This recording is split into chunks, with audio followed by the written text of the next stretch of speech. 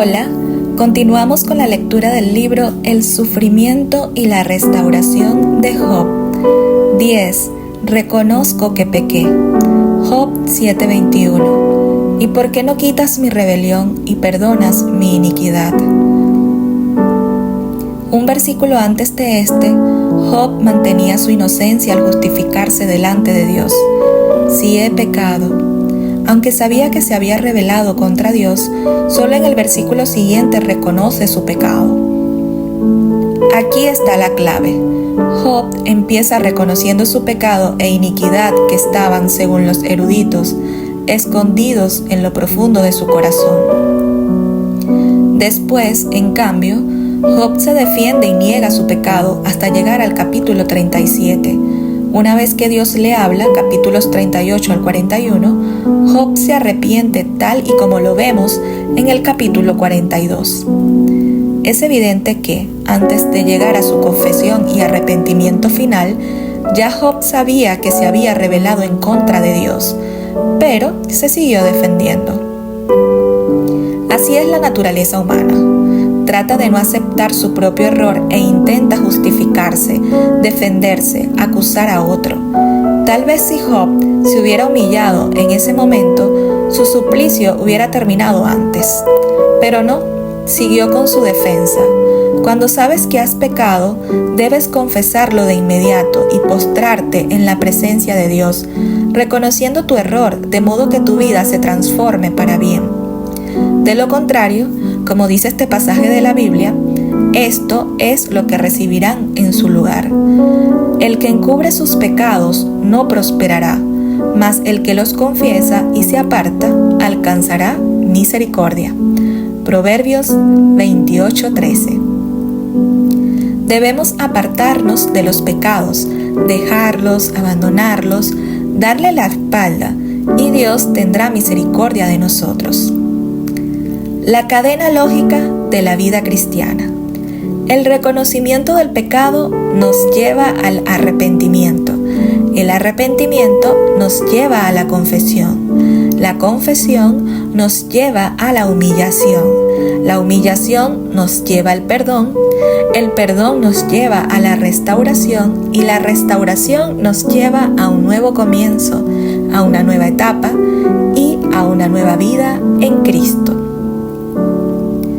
Es interesante, pero cada capítulo 9 de los libros de Esdras, Nehemías y Daniel son de confesión que hicieron estos personajes bíblicos en nombre de Israel. Su propósito era que Dios los sacara del cautiverio y los llevara de vuelta a Jerusalén. ¿Cuál fue su declaración? Sencilla: hemos pecado. Sin duda, estos hombres de Dios nos dan una gran lección de humildad.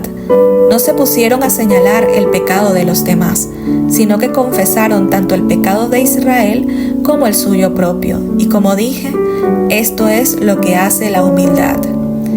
Entendemos que en medio del dolor es común quejarse ante Dios. Muchos se apartan y se alejan de Él cuando llega el sufrimiento, pero otros se le acercan, como lo dice C.S. Lewis.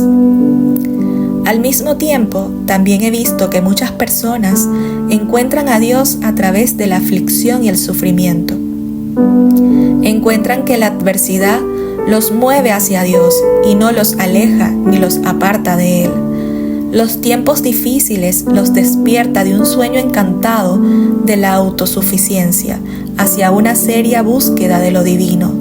El sufrimiento planta la bandera de la verdad dentro de la fortaleza de un alma rebelde.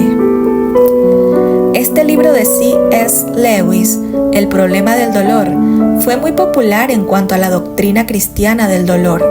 Es más, fue una respuesta intelectual dirigida al punto de vista de quienes creen que el sufrimiento y el mal gobiernan sin la existencia de Dios. Este libro se escribió para la mente intelectual, pero también es de mucha utilidad para el pueblo de Dios en general.